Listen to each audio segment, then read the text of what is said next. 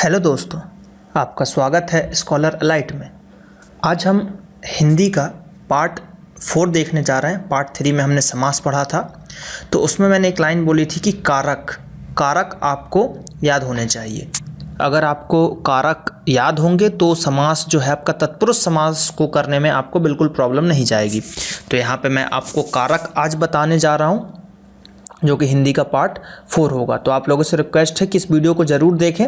इसमें आपको पूरा आपको ही करना है, बस मैं वीडियो थोड़ा सा समझा दूंगा कि याद रखना है क्या मतलब होता है किसका, वो मैं थोड़ा सा आपको समझा दूंगा। छोटा सा वीडियो है, इसको देखें, ज़्यादा से ज़्यादा लाइक करें, कमेंट करें, है ना, शेयर करें अपने दोस्तों के साथ ज़्यादा से ज़्यादा। चलिए ठीक है, तो यहाँ पे हम स्टार्ट करते हैं हमारा कारक। तो आज जो हम देखने वाले हैं वो है कारक।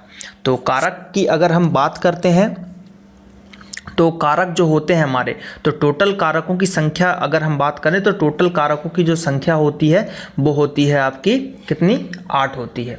टोटल कारकों की संख्या जो होती है वो आपकी 8 होती है। तो ये क्वेश्चन भी आपको हिंदी में पूछा जा चुका है कि हिंदी में कारकों की संख्या कितनी होती है। तो टोटल कारकों की संख्या होती है 8। मोस्ट IMP क्वेश्चन है, याद रखिएगा। चलिए तो हम स्टार्ट करते हैं। जो 8 कारक हैं उनको देखते हैं कि क्या होता है। तो देखिए, एक उसमें कारक होता है और कारक के बाद होता है आपका कारक चिन्ह। कारक की अगर हम परिभाषा की बात करें तो कारक की परिभाषा होती है संज्ञा या सर्वनाम, है ना, संज्ञा या सर्वनाम का वाक्य के अन्य पदों, है ना, वाक्य के अन्य पदों जैसे कि विशेषतः क्रिया, है ना, क्रिया की जगह से जो संबंध होता है, यानी कि जो क्रिया होती है उससे जिसका संबंध होता है उसे कारक कहते हैं। यानी कि क्रिया जो भी होगी उससे जिसका संबंध होगा उसमें या तो संज्ञा आ जाएगी, यानी कि सब्जेक्ट आ जाएगा। संज्ञा जो सब्जेक्ट, अधिकतर जो सब्जेक्ट होते हैं वो संज्ञा होते हैं। तो संज्ञा या सर्वनाम वाक्य जो होगा, है ना, वाक्य में उनके पदों से जिसका संबंध होगा उसको हम कारक कहते हैं। डेफिनेशन इंपॉर्टेंट नहीं है, फॉर एग्जांपल के लिए मैं आपको समझा देता हूँ कि जैसे कि बोला कि राम ने रावण को मारा, है ना, राम ने रावण को बाण से मारा।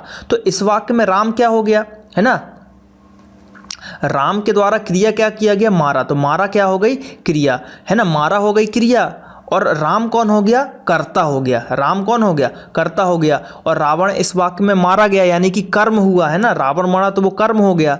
तो इस टाइप से, और बाण से यह क्रिया, मतलब बाण से मारा, तो बाण क्या हो जाएगा इसमें, बाण हो जाएगा इसमें, मतलब जिसके द्वारा मारा गया।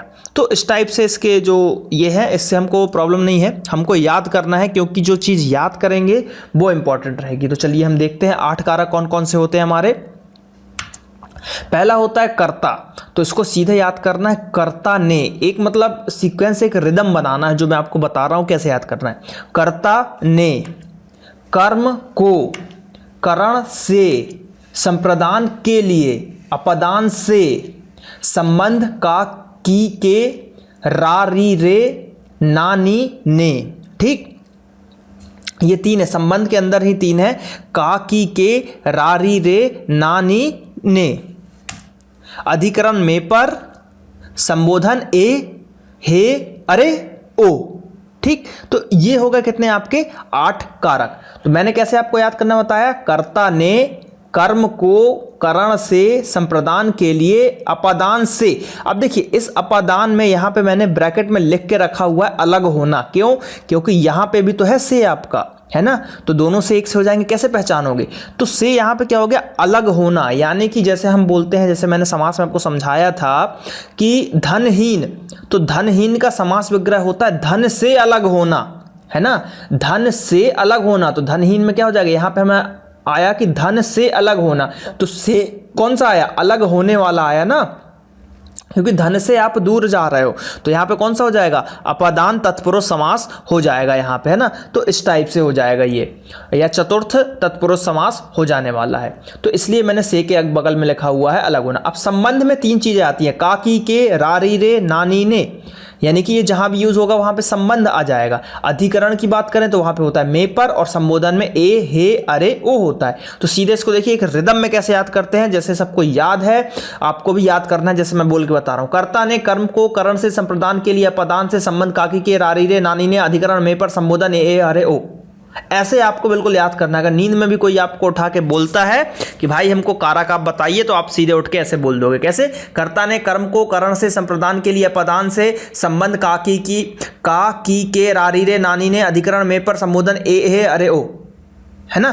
तो इस टाइप से आपको याद करना। थोड़ी सी प्रैक्टिस करोगे तो आपको ऐसे याद हो जाएगा, आप बोलने लगोगे। बस ये आपको याद होना चाहिए, तो समास आप बहुत अच्छे से कर पाओगे। और बाकी इसका आने वाले हिंदी में बहुत जगह यूज है।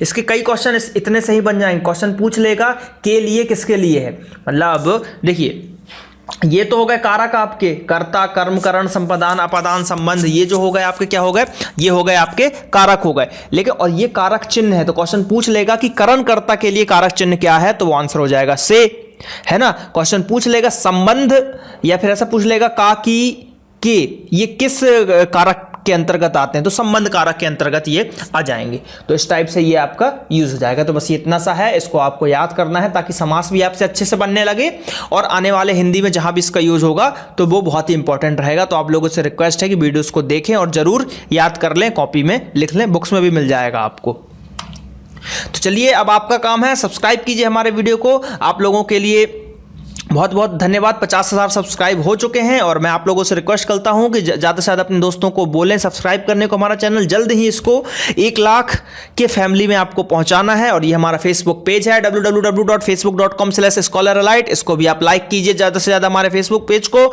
हमारा फेसबुक पेज भी है और हमारा फेसबुक ग्रुप भी है और व्हाट्सएप ग्रुप भी है, तो व्हाट्सएप ग्रुप को भी आप ज्वाइन कर सकते हैं। ऑलरेडी एक व्हाट्सएप ग्रुप बन चुका है जो फुल हो चुका है, आप उसमें ज्वाइन नहीं कर सकते। अब मैंने स्कॉलर अलाइट ग्रुप 2 नाम से एक और ग्रुप बना है व्हाट्सएप पे, आप जिसमें जुड़ सकते हैं, क्योंकि ग्रुप 1 जो है फुल हो चुका है, 256 मेंबर्स उसमें आ चुके हैं। तो आप लोगों से रिक्वेस्ट है कि ज्यादा से ज्यादा वीडियोस को देखें, सब्सक्राइब करें। यहाँ पे आपको नेक्स्ट और प्रीवियस वीडियो मिल जाएंगे। जल्द ही नेक्स्ट वीडियो अपलोड होगा हिंदी का, तो वो आप देख पाएंगे। और नेक्स्ट वीडियो जो रहेगा वो आई थिंक मैं संधि आपको समझाने की कोशिश करूंगा। संधि बहुत ही बड़ा पार्ट है, बहुत ही इंपॉर्टेंट पार्ट है, तो वो मैं आपको बताऊंगा। चलिए मिलते हैं नेक्स्ट पार्ट में। Thank you.